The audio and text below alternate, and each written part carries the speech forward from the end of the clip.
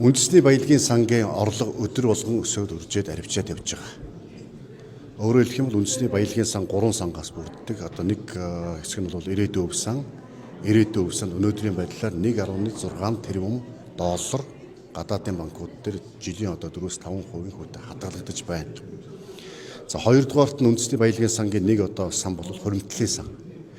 Хуримтлалын санд Монгол улсын одоо иргэн болгон дээр данс нээгээд энэ дансанд одоо 250 орчим сая доллар хадгалагдаж байгаа. Энэний их үүсвэр нь бол харьцангуй жоох бага их үүсвэр байгаа. Энэ бол зөвхөн уурхайн чиглэлээр үйл ажиллагаа явуулдаг төрийн эмчит компаниудын ноогдол ашигын 34% энэ сан бүрддэг. За энэ жилийн хувьд одоо өнгөрсөн жил нүүрсний үн өндөр байсан.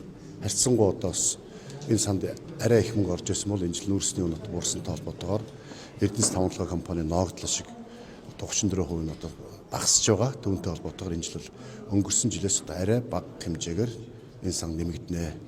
Энэ хуримтлалын сан дээр одоо иргэн болгон дансанд нээсэн дансанд одоо эрүүл мэнд боловсрол орон сууцндаа тийм үү зарцуулах зориулалтаар 2030 оноос иргэд өөрсдөө захиран зарцуулах эрхтэй болохоор одоо мөнгө хуримтлагдж байгаа. Өнөөдрийн байдлаар 175 мянган төгрөг хуримтлагдсан байгаа. Энэ одоо E-Mongolia одоо захим систем рүү ороод өөрийнхөө дансанд хэдэн төгрөг байгааг иргэд маань мэдэх боломжтой байгаа. За E-Mongolia систем дээр одоо яг нүүрэн дээр нь гардаг одоо тийм E-Mongolia систем дээр хуримтлалын санд хэдэн төгрөгийг хардаг ийм боломжтой байсныг сая бас жоохон өөрчлөлт ороод төрийн мэдээлэлгээд одоо дахиж нэг дамжиж ордог болгоцсон юм байна лээ. Тэгээ үүнтэй холбоотойгоор сүүлийн үед бас тийм буруу мэдээлэл нөгөө баялагын байгалийн баялагын өгөөжөөс Монголын ард түмэн хүртэхийн заалтнуудаас амгүй болж байгаа хэрэгжихгүй юм байна. Илүү одоо бас нууцаар одоо асуудал хаах гэж байгаа юм байна гэдэг асуудал их яригдж байна. Тийм болохоор энэ дээр бол ийм зүйл байхгүй. Харин ч одоо Монгол Улсын ерөнхий сайд Зандан Шатар энэ хуримтлалын санд өшөө илүү их яаж байгалийн баялагын өгөөжийг төвлөрүүлэх үү? Одоо хүртэл амлахгүй байгаа 19 он үндсэн хууль нэмэлт өөрчлөлтийг одоо яаж хэрэгжүүлэх үү?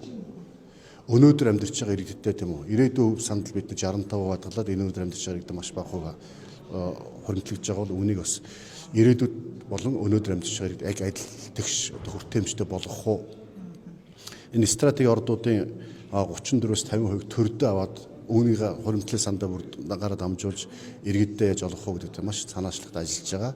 Тодорхой хэлцлүүд хийгдээд хувийн хвшилтөө энэ стратеги орд эзэмшиж байгаа аж ахуй нэгжтэй ойлголцоо тодорхой үр дүн гарч байгаа. Тэгээ жоохон сүүлийн үед одоо мушгсан говьлсон энэ үндэсний баялагын сан хуримтлалын сан дээрээс байгалийн баялагын өгөөж хүртэхгүй юм байна. Урд нь одоо үндэсний баялагын санг арвижуулах эхлүүлсэн энэ ажил зогсож байгаа юм байна гэсэн жоохон буруу мэдээлэл явж байна. Үүнийг би бас одоо эрс няцааж байна. Харин ч одоо үндэсний баялагын сангаа арвижуулах энэ ажил илүү үр дүнтэй, илүү урагштай бас ахиж дэвшилж ажиллаж явж байгаа шүү гэдгийг бас албан ёсоор зөвлөе.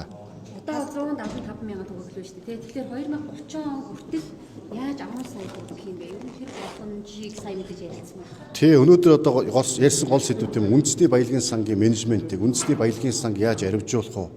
Үндэсний баялагын санг арвижуулахад одоо стратеги ордуудын тийм үү төрийн эзэмших хувийг нэмэгдүүлээд түүнээс авдаг өгөөжийн тийм үү ахиу олгож байгаа үндэсний баялагын санг хуримтлалын санал өргөдөө яаж хуримтлуулах вэ гэдэг асуудлыг өнөөдөр хэлэлцлээ. Энэ бол цаад зорилго нь ерөөсөө Монгол Улсын ерөнхий сайд одоо Зандан Шатар хэлж байгаа 2030 он хэд иргэн болгоно хуримтлалын сандаа 10 сая төгрөгтэй болгочих юмсан.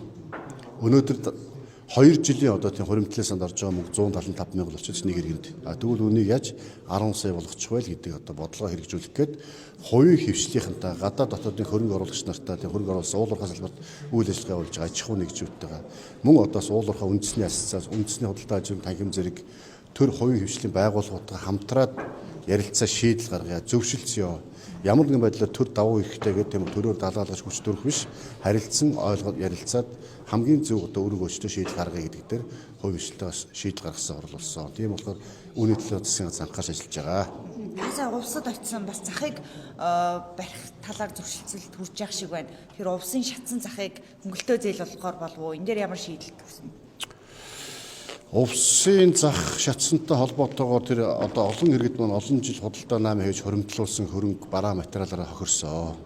Дээрээс нь ажлын байргүй болсон. Дахиад бараа материал худалдаж авах одоо тийм хөрөнгөгүй болсон. Тийм болохоор бас Монгол Улсын засгийн газраас хөдөлмөр эрхлэлтийн сангаас тодорхой хөрөнгө гаргаад одоо хөнгөлөлтөө зээл өгөөд түүгээрээ өөрийнхөө бас амьдралаа тэтгээд орлоготой болоо түүнээс буцаагаад төлчих ийм боломжийг бүрдүүлэх зорилгоор 5.3 тэрбум төгрөг шийдсэн. За өмнө нь бас Хөвсгөл аймагт зах шатсан яг үүнтэйсийг ингэ шийдсэн. Яг үүнтэй адилхан жишгээр ингэж энэ ажилгүй болцсон, хөрөнгөөрөө хохирдсон байгалийн давуу тушуу хүчин зүйл нь энэ гал усны гамшигаас болоод одоо тийм үү хөрсөн иргэдийг ажлын байртаа болгосон, амжиргааны их усүртэй болгох зорилгоор тодорхой хөрөнгө одоо шийдсэн байгаа. Захыг барих асуудалтай бол орон нутгийн өмч компани, хувийн хвшлэх маань өөрсдөө тодорхой шийдэл гаргая гэж байгаа. Тэр шийдэл дээр нь засгийн газраас бололцоотой хууль заасан дэмжлэгүүдийг үзүүлээд ажиллая гэсэн ийм зорилготой ажиллаж байгаа. За, улсын сайдад дахиад